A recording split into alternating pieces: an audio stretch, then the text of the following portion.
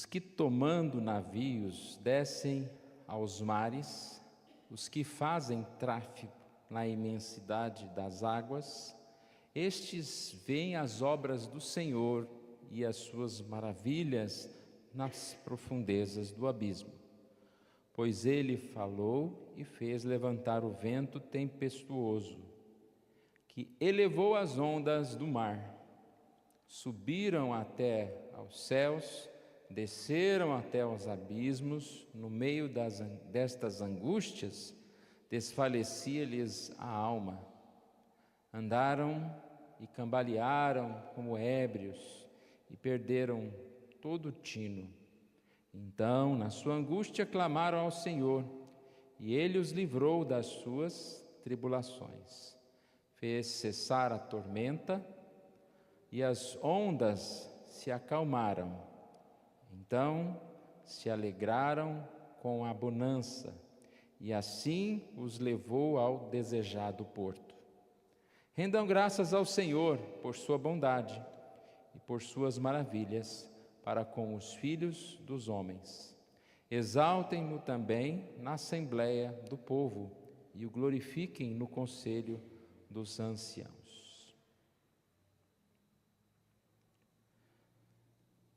Nós escolhemos como tema desta mensagem, dessa meditação, Porto Desejado.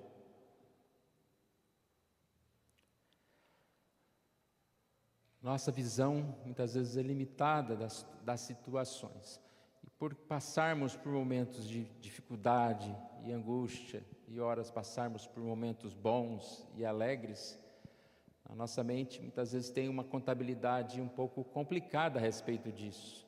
Até mesmo como cristãos, parece que a nossa vida é difícil, é ruim, parece que os problemas e as descidas são maiores que as subidas, que as tribulações são maiores que as alegrias. E com certeza podemos afirmar que não é assim. E quantas vezes precisarmos ouvir, nós vamos ouvir mais uma vez que as dificuldades e as tribulações não são para o nosso mal, mas para o nosso crescimento, que elas fazem parte da nossa vida e elas existem no mundo pelos nossos próprios pecados, pelo próprio pecado da humanidade, do homem.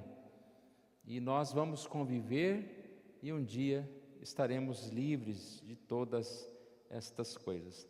Tem uma frase aqui de Spurgeon que diz o seguinte: não pense, crente, que suas tristezas estão fora do plano de Deus. Elas são partes necessárias dele. O eclipse da sua fé, a escuridão de sua mente, a debilidade de sua esperança, todas estas coisas são parte do método de Deus para fazer você maduro, a grande herança que você entrará em breve. Essas provações são para testar e fortalecer sua fé. Elas são ondas que o levam sobre a rocha. São ventos que sopram seu navio mais rapidamente em direção ao porto desejado. O texto que nós lemos, ele faz parte de um contexto aqui bem maior. Tivemos uma ideia, quando lemos aqui desde o verso 1, é descrito uma situação difícil. No caso lá começa falando que estavam no deserto. Aí depois Deus clamaram ao Senhor e o Senhor livrou e eles renderam graças a Deus. E assim algumas histórias são contadas ali. É um salmo muito bonito para ser estudado. E nessa parte especificamente, a descrição é de alguns marinheiros, algumas pessoas que vão para o mar adentro. A partir do verso 23 fala: tomando navios, descem aos mares. E eles andando, trafegando aí nas ondas, o que vai acontecer? As tempestades vão surgir, ou podem surgir. E a descrição feita aqui é que nessa tempestade subiram até os céus, desceram até os abismos, falando a respeito de até mesmo balançar de umas ondas, de forma poética, subiram e desceram. E nesse momento, aqui diz que desfalecia a sua alma, que eles estavam angustiados, que eles estavam sofrendo, andaram cambalearam como ébrios, perderam o tino. Uma situação, você imagina um navio em um alto mar. Certa vez eu vi um pequeno vídeo de um navio de cruzeiro, parecia um palitinho assim, né, andando assim naquele mar, né? Pô, eu quero um cruzeiro, tá? Cuidado, viu? Porque a tempestade, ela é muito maior. O que é um grande navio num oceano imenso? E assim, balançando de lá para cá, o texto disse que eles clamaram ao Senhor. Então, na sua angústia, clamaram ao Senhor. É um momento em que não dá para fazer nada. É um momento que o capitão nem está mais segurando lá nada, né? O que adianta eu tentar segurar alguma coisa aqui? Estou totalmente fora do controle. Clamaram ao Senhor, e o Senhor os livrou de suas tribulações, fez cessar a tormenta, e as ondas se acalmaram. As ondas se acalmaram. Então eles se alegraram com a bonança, e assim os levou ao desejado porto. Eu gostei muito da forma que Spurgeon comenta aqui, né? Que ele fala que os ventos que sopram os navios mais rapidamente, eles estão levando em direção do porto desejado. Podemos dizer aqui, né, que as tribulações e os ventos fortes que enfrentamos nos levam ao porto desejado. E nós somos chamados a clamar ao Senhor. Então, na sua angústia, clamaram ao Senhor. É algo tão óbvio que no momento de maior dificuldade nós temos que clamar ao Senhor, mas não é algo que acontece com frequência.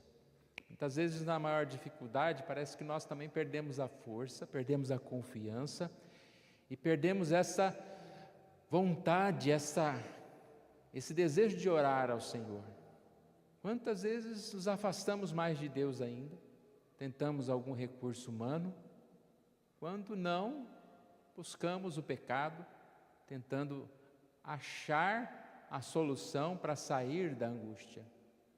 Muitos, na hora da angústia, na hora da tristeza, preferem fazer um cafezinho, né, do que fazer uma oração. Ai, tomei aquele café, graças a Deus, agora fiquei bom, né? Muitos, na hora da tristeza, da necessidade, não lembram da oração, não lembram de clamar ao Senhor, que é o único que vai acalmar a nossa tempestade. Quais são os nossos recursos?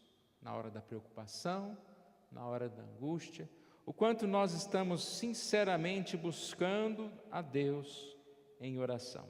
Então essa mensagem para nós, ela tem esses dois sentidos, essas duas aplicações. A primeira, na angústia devemos clamar ao Senhor. A outra é que os momentos, as angústias e os ventos não são para nos derrubar, mas para nos levar mais próximos do porto desejado.